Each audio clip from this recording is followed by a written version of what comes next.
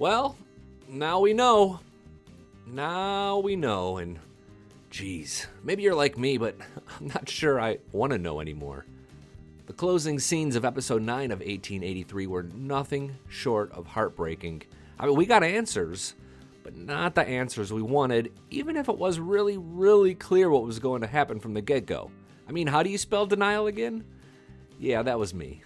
Hey, it's Billy Dukes, and there are going to be so many spoilers in this video, so if you've not yet watched episode 9, stop, and then come back to talk about it with us. There is still one huge unsolved mystery, and I'm going to get to it, but even that seems to have a logical answer. Time codes in the description section as usual, and I'm going to do the thing now where I promote the Dutton Rules podcast, so we can just kind of dive right in. But seriously, if you're looking for a deeper conversation about all things Yellowstone, 1883, and soon the 4 sixes in a show called 1932, find the links in the description section. Today, I want to know how episode 9 hit you. On a 1 to 10 scale, with 1 being you already forgot her name, and 10 being you're now sleeping on a pile of snotty, tear-filled tissues, where are your emotions at? Be honest, I'm about an 8. If land can have emotions, this land hates. We should have known there that something was up. Elsa has been understandably more cynical in recent weeks, but her terse language during the opening monologue was particularly notable. Compare that with the end of episode 1. Failure isn't what drove him. It was a dream. And the dream is coming true. Our girl has grown up, and I just want to say that actor Isabel May needs some kind of award after all this. Thumbs up if you agree with that. More to come, but back to episode 9. In the opening minutes, this happens. Rissa! That's Josef, the leader of the German immigrants, with his wife. She got knocked silly after falling from a horse, and he got bit by a rattlesnake. But here's the crazy thing. After the group heads off for the fort, it's not mentioned again. Literally, we do not know how Rissa and Josef are doing as a group of about 20 or so ride off north at the end of the episode. That's not the big mystery I'm referring to, however, and I'm going to get there and add a little slip-up from the show about how the Duttons settle in Montana in just a moment. I think you'd have to say that the most important character of episode 9 is this guy. The actor's name is Tokala Black Elk, and his character is the leader of the Lakota Indians who are trying to hunt down the pioneers. Here's what happened. This was sort of subtle at first, and then suddenly not so subtle, so if you miss some details, it's understandable. After the snake bite, as Josef and his wife are being attended to, Shay, Thomas, and James come across an Indian campsite that has just been pillaged. The women were brutally attacked and killed, and the horses were stolen. It's truly awful, but certainly real in that kind of real way Taylor Sheridan is capable of that makes us all feel so uncomfortable. Pretty quickly, they figure out bandits are responsible, but uh-oh. James, stop! I'm getting old. Getting sloppy and getting old. God damn it! I ain't think of it neither. That's the moment that everything changes. Shay just realized that when the Lakota men return, they'll see horseshoe tracks and follow them to the wagon train where they'll kill everyone. Which is to say, they'll think that the home team did it, so they form a plan. The 3 men will go hunt the bandits, and everyone else will stay back and do their best to calmly explain to the Lakota that, like Shaggy, it wasn't me. Here's my theoretical question to you. Would that plan have worked?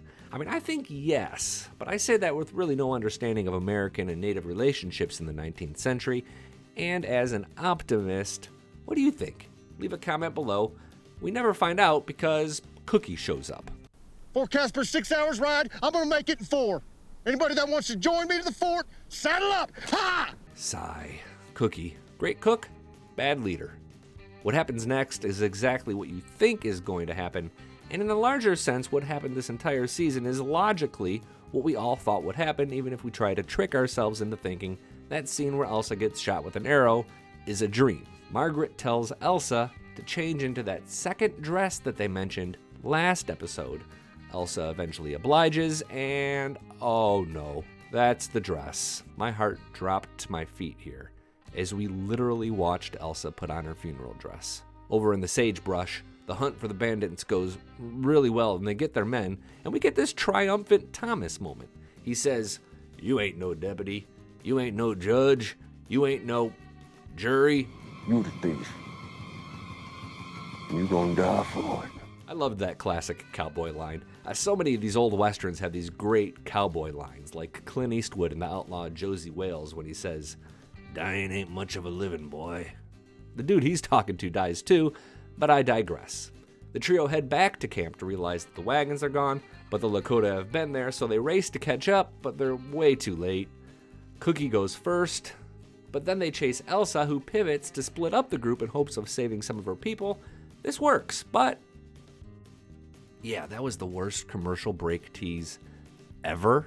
I counted like 6 pioneers killed, which seemed far less than I expected amid all that chaos.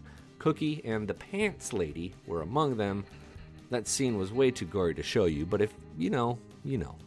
James, Shay, Thomas, John Sr., and Margaret all survive, as do Wade and Colton, and most of the kids, even Noemi's kids, who we haven't really seen in like 3 or 4 episodes. And so does Elsa. Even if... You speak English. How can you do this? You speak English. You know, your people do this. It was all real, you guys. She really gets shot. But she survives long enough to use what she has learned from Sam, her Cherokee husband, to talk her way out of the fight. The chief relents and tells her she fights like a Cherokee, which is a compliment. And eventually, he goes to talk to James and they make some sort of peace. At least as much as possible. The chief, by the way, he might look familiar. That actor, Tekola Black Elk, was Sam Littlefeather in Wind River, and a character named Sam Stands Alone through 4 episodes of Yellowstone Season 1. He was Casey and Monica's neighbor. So now, the moment everyone is waiting for, does Elsa survive? Short answer is yes, long answer is no. The arrow clipped her liver, which we learn is a death sentence due to the infection. They treat her up and say the right things, and then James and Margaret have the worst kind of talk. She's gonna die. His point is to let her live her final days instead of heading to Fort Custer for a doctor to dope her up, and then she dies anyway. So they agree to lie to her and let her live. And we will let her look at this world with those big dreamer eyes. Till they can't see anymore. I mean, y'all, if you have kids, or hell, if you've ever even put down a dog, this was an emotional wrecking ball. The kicker is that James says wherever Elsa dies, they stay, which explains how they end up in Montana. And I've got a little more info on this. An actor named Graham Greene is set to play a character named Spotted Eagle on 1883. This is per Variety. He points them to Paradise Valley, which is where the modern-day Duttons live. Graham, best known for his Oscar-nominated role as Kicking Bird in Dances with Wolves. You can tap the link in the corner for more on how 1883 continues to tip a hat to that movie. What this scene doesn't explain is who Spencer is. You know, Spencer, the other little boy we saw with James and Margaret when they appeared on season 4 of Yellowstone. We all thought maybe Elsa had a kid, but nope. Most likely answer is an obvious one. James and Margaret make another baby soon and begin life in Montana where, somewhat surprisingly, they're really considerate and understanding to the ways of the natives. Not every father would be.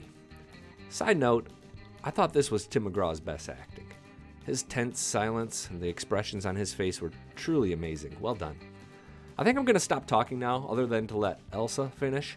But tap subscribe for more deep analysis on your way out, and then check out that Dutton Rules podcast if you like podcasts. I'm Billy Dukes for Taste of Country. Thanks for watching. I looked back at my father, and I studied his eyes. Looked deep into them. That's when I knew I was going to die.